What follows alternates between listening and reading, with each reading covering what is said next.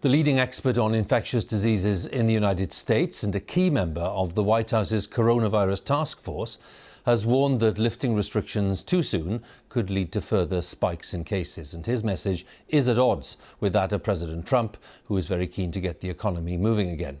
Our North America correspondent Nick Bryan sent this report from New York. Washington continues to look like a scene from some dystopian drama. This, the still surreal sight of senators donning face masks for a hearing on COVID-19. One senior Democrat resembling a bandit from the Wild West.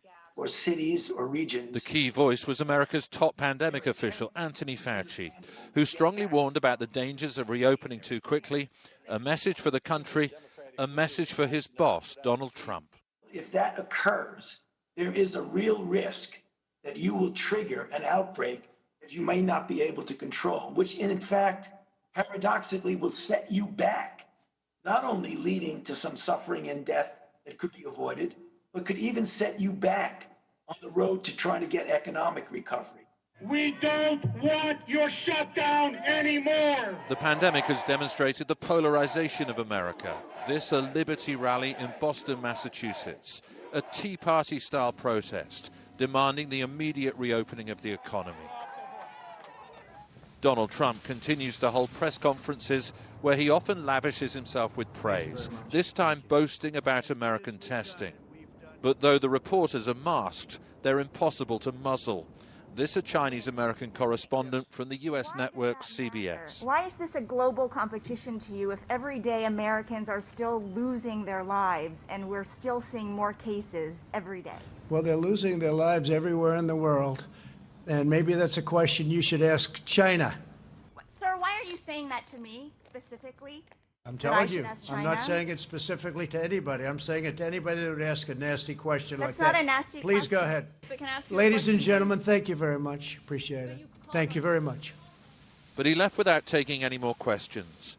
An abrupt exit from a president looking for a quick escape from this crisis. Nick Bryan, BBC News, New York. Well, China's handling of the pandemic, in its initial stages especially, continues to be questioned internationally. But at home, the Chinese authorities say it's been a triumph. There have been no recorded deaths from the virus for over 2 weeks now, and the official infection rates have fallen dramatically, as our China correspondent John Sudworth tells us. For 2 months, they had no work. But now, these hairdressers are once again doing their usual morning team-building routine. Bouncing back just like the wider Chinese economy. They've no doubt who they have to thank for their salons reopening. We all trust the Communist Party, the owner Ah Xing tells me, and we have faith in China.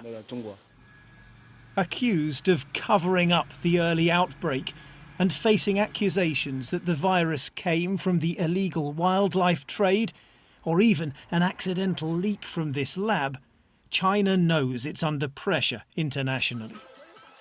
But you wouldn't know it from state-run media, showing China triumphing over the virus at home and as a powerful provider of medical aid to a world in disarray. Nothing says returning normality in Beijing quite like a traffic jam. And while the world grapples with the big questions over China's involvement in the crisis, it would be wrong, of course, to dismiss everything it's done as authoritarian folly. For others hoping to get out of lockdown, there may be lessons here too.